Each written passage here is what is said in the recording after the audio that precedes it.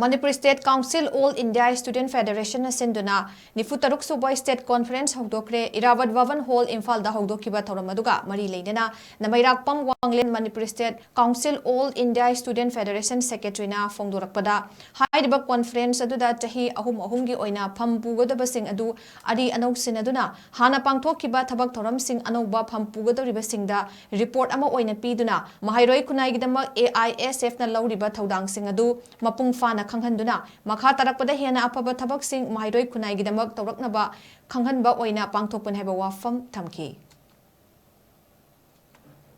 Masi akoina tawjaiba program je sahi ahum khudingi akoigi 46th State Conference Manipur State Council All India Student Federation ki akoigi magi pham sahi ahum khudingi pham puba singi magi loisalakpa matam ki conference tawraba matungda conference loga akoina convention tawraga anoba pham puba akoi pham puba adugi tawgadaba thabak ne aduga akoina mahiroi khunai akoigi satra mahiroi khunai gi oina akoi hana dagi so khoina pangthoga satra singi damakta khoina tawjaraga lakpa singdo ngasi akoigi state conference tawbasa khoina madugi oiba report ama thamjarba matungda akoina tawriba singdo anoba thawpura puraga lakadaba singda makoida akoina sumaina tawi na adu thamba lorba matungda anoba thawpura lakpa singda akoigi sumaina thamiba report singdo makoina su makhatana